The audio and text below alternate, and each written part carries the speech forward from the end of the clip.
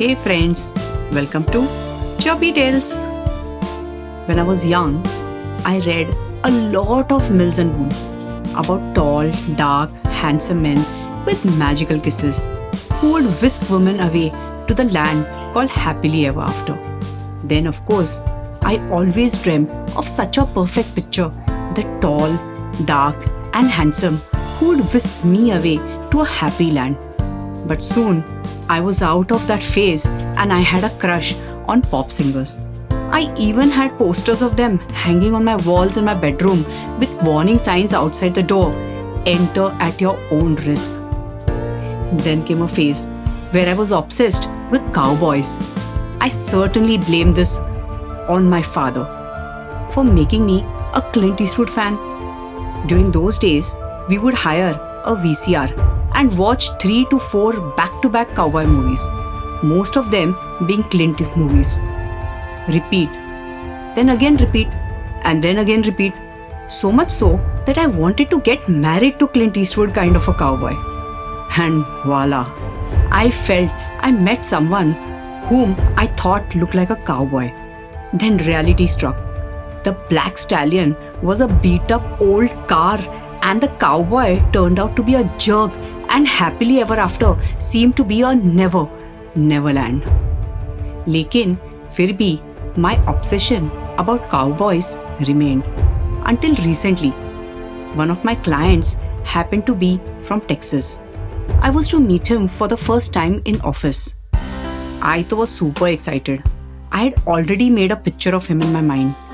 Tall, rugged, handsome, few crow's feet around his eyes, high boots, etc. etc. etc. Basically, a typical cowboy. I was eagerly waiting as my receptionist made John sit in the conference room and inform me. To think of it now, I actually had butterflies in my tummy. My feet were shaking and my heart was beating fast with excitement. I closed my eyes, did some pranayam, and proceeded to meet him. As I opened the door, even without looking at him, I greeted him. Howdy, hee-yaw! And I looked at the shocked John, who looked like some normal Gora, no cowboy hat, no check shirt. Sob. I thought. I was so upset, but I was still a bit hopeful. So even while the meeting was going on, I kept looking down under the table to check out his shoes. If he was wearing high boots, as he was discussing his difficulties in taxi shoes with me, I wanted to check out if he was a real cowboy. And I stupidly blurt out, just cause trouble comes visiting doesn't mean you have to offer a place to sit down. Huh? Was his expression? I looked at him and said, if you climb the saddle, be ready for a ride. Any cowboy can carry a tune. The trouble comes when he tries to unload it. Never drive black cattle in the dark. John was more shocked now and was clueless, and his expression was, what the hell is she talking about?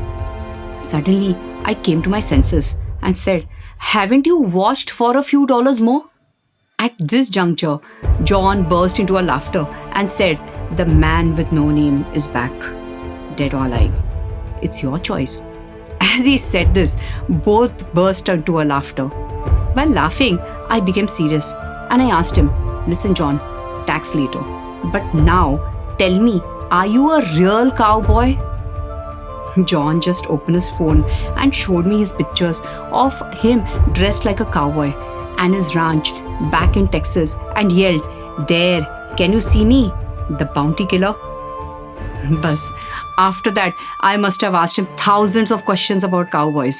He patiently replied to all and even invited me to his ranch. While leaving, John flipped his fingers of both hands as if these were guns pointing at me and said, howdy partner, remember, there's a lot more to cowboys than boots and spurs.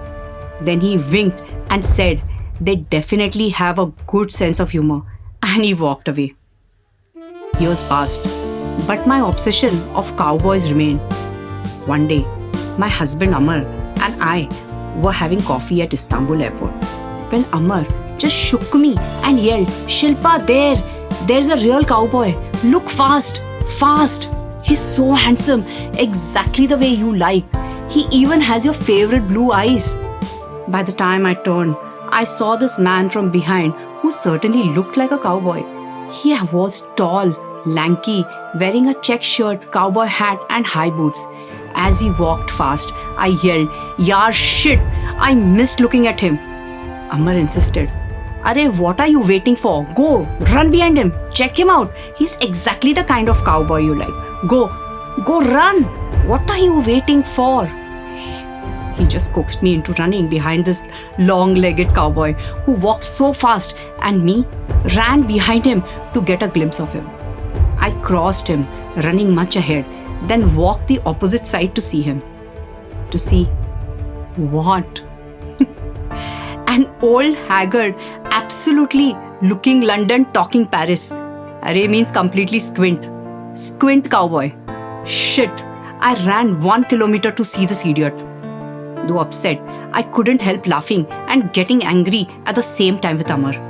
As I walked, I saw Amar laughing with his hand on his tummy, almost rolling on the ground, teasing me. "You left me for a squint cowboy, Shilpa. I will never ever forget.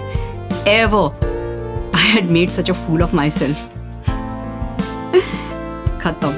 My obsession of cowboys us din se khatam. Nevertheless, celebrity crushes still remain. अब उसका क्या करे? So friends, I'm sure you went through such phases of crushes too. Remember them and smile. But always remember, crushes are to be crushed. The real cowboy of your life is the one you love the most. Hasta la vista. फिर मिलेंगे in my next video of Chirpee Tales.